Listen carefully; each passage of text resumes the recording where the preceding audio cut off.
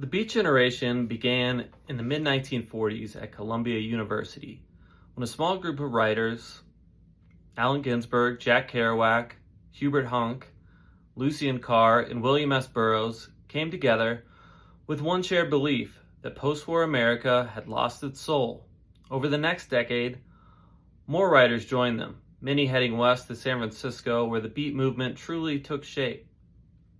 The Beats rejected the pressure to conform, the obsession with material wealth, and spiritual emptiness they saw in American life.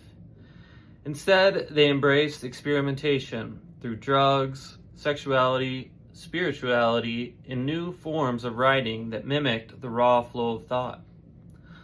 Their work offered an alternative vision for how to live freely and authentically.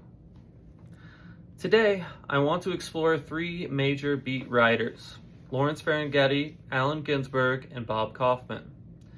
Each of them challenged American culture in different ways, yet they shared a common mission: to wake the country up. In Lawrence Ferlinghetti's poem, I Am Waiting, written in 1958, he dreams of a better America, one that rises above war and hollow religion. His tone is wry and humorous, but always hopeful. When he writes that he's waiting for the American eagle to really spread its wings and straighten up and fly right, he's reminding us that he still believes the country has potential. The tone of the poem remains optimistic, yet it subtly critiques a nation that has embraced war and the superficial version of Christianity. Two major themes emerge in this poem: spiritual renewal and political change. He mocks the performative Christianity of mainstream America, stating, I am waiting for them to prove that God is really American, and I am waiting to see God on television. The repetitive phrase, I am waiting, creates a feeling that change is always just out of reach. Ferlinghetti wrote in a spontaneous, direct style because he believed poetry should shake people awake. That belief led him to found City Light Books, a bookstore and press dedicated to publishing works of literary merit and social responsibility. For Ferlinghetti, poetry was not just art, but a political act. Allen Ginsberg expresses a similar frustration in his poem America, but while Ferlinghetti writes with irony and optimism, Ginsberg writes with raw confession and confrontation. He speaks to America directly, mocking the paranoia of the Red Scare with lines like, America, it's them bad Russians. At the same time, he exposes the country's cruelty, the prisons, the oppression, the millions of underprivileged people that the nation pretends not to see. He doesn't hide his own struggles either. When he says, I sit in my house for days on end and stare at the roses in the closet, he blurs the line between personal madness and a nation he sees as deranged. Ginsberg suggests that America is so scared of communism, but they should fear their own greed and false sense of superiority. The poem ends with a powerful declaration, America, I'm putting my queer shoulder to the wheel.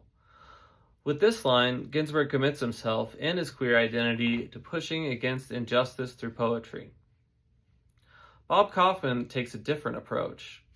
In his poem On, a surreal, rhythmic, and deeply influenced by jazz. Instead of directly attacking America, he paints vivid images and lets the reader draw their own conclusions. He opens with Yardbird Corners, evoking Charlie Parker, his musical hero and a symbol of artistic freedom. To Kaufman, jazz is more than music.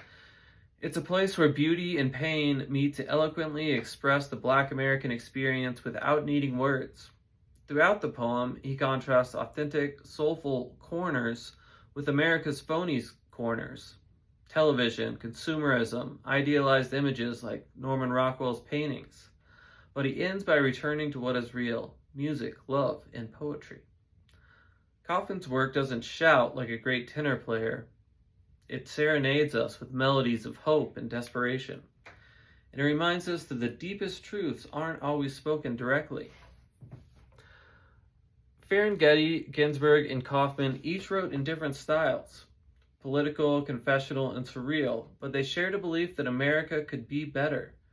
They rejected materialism, challenged hypocrisy, and demanded authentic human connection. The writers of the Beat generation have had a lasting impact on the artists that followed them in America and around the world. They inspired people to explore the country, their mind, and their bodies. They encouraged people to value spiritual experiences and deep emotion over accumulating material wealth. They inspired poets to use their work as fuel for political and social change. They proved that poetry had place outside of universities and bookstores. That poetry is a vital part of culture that should come from the streets and be consumed in the streets. The message of the Beats is especially potent in today's world. In a world where people are constantly absorbed by their screens, they remind us to embrace nature and human connection. In a political climate of rising fascism and discrimination based on race, gender, and sexuality, they remind us that the artist has a duty to call out hypocrisy and stand up for the outcast.